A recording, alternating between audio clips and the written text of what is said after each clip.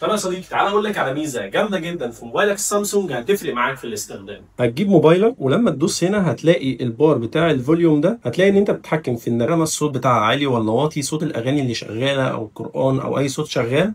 هنا صوت النوتيفيكيشنز وهنا صوت السيستم، الكليكس والاصوات دي. ده بس اللي موجود؟ لا، في ميزه تانية. تعالى اقول لك بقى تعملها ازاي. ما تنساش الفيديو لو عجبك اعمل لايك للفيديو، عايزين نوصل ل 50,000 لايك.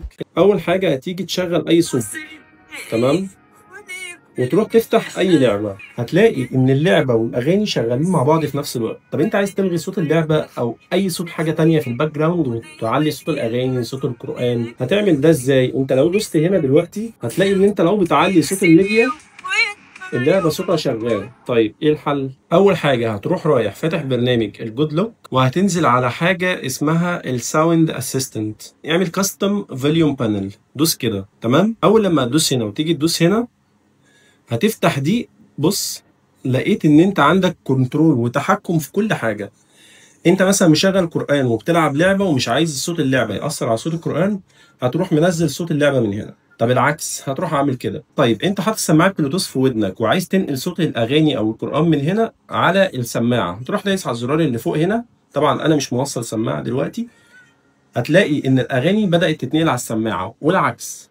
ومن هنا كمان تقدر تتحكم في الايكولايزر، تعلي البيز تقلل البيز اللي موجوده في السماعات، بس ما تعلقش قوي علشان ما تضرش سماعه التليفون، وتقدر تسيب في الحاجات دي.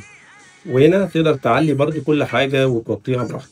ما تنساش تشغل الدولبي اتموس، هتديك صوت اقوى.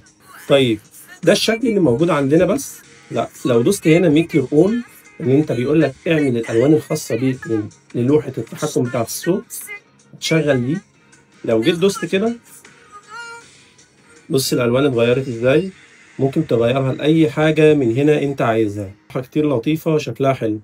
ممكن تغير هنا الباترن اللي موجود عليها، ممكن تخليها مثلا نوقف الاغاني، انا اصلا ما بحبش اشغل اغاني في فيديوهات.